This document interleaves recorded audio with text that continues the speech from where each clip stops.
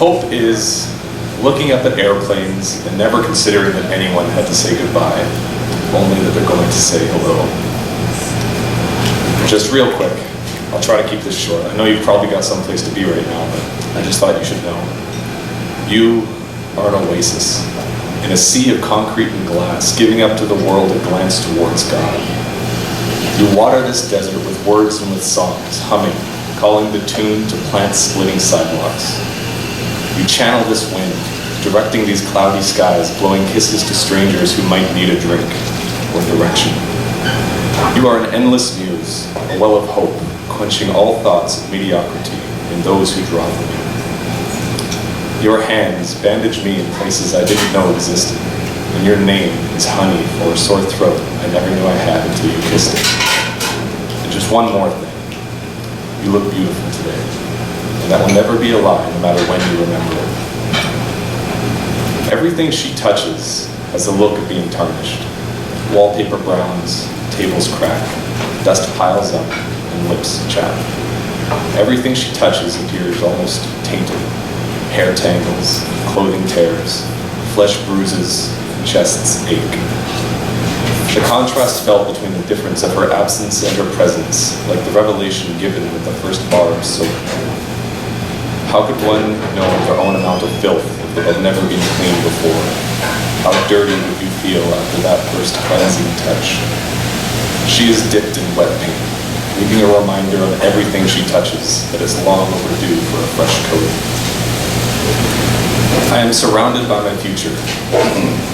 An impossible labyrinth of left turns and lullabies, a muddled myriad of mulligans and healthy goodbyes, a dizzying disarray of damnable determinisms, and I choose my path through them. Every possible end, every single saturated Saturday, fevered with the filaments and flotsam of backless barefoot bioluminescence, and I follow your ghost through them. We choose our realities every day, and every day I choose the one that I believe will lead to you. The wolf sees the same moon every night, still it howls. The bird sees the same sun every morning, still it sings. The hive is full of honey, still the bee visits the flower. And I, like them to theirs for you, can never have enough. You are a book that doesn't fit in my pocket.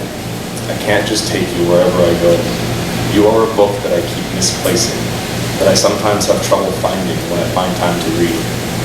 You have that smell of cracked spines and yellowed pages, yet your ink is fresh. And I worry about marring your perfect words, jumbling a sentence of yours with a misplaced touch, turning couplets into thumbprints, and okay, maybe you don't smell exactly like a library, but the olfactory sensations result is the same, and I can't breathe deep enough. I've never been good at starting from the beginning, and now seems no exception. I've skipped ahead, found some juicy bits. I just can't remember the page numbers. You are a tome with words beyond count. 1, 2, 4083. See, I get lost and come to, crying myself in your pages. Your prose smeared across my face, and I can't hide it. I'm sorry. I'll make it up. I'll do my best. I promise. I'm sorry. I will wring words on my fingers till they're hapless husks of helping hands, writing everything I can that might act a candle in the black of mashed words where stood your lighthouse people. I know they don't compare, but candles catch, and maybe if it's left untended, might just light curling up your pages too. Now see, I said words wrong would be my best, but never said my best was good. You are full of laden pages, and I would never burn you. But if ever we found ourselves lost in the dark together, a set of matches between us, I must admit, I would strike them, every one, held against your pages so they would, no, not that close.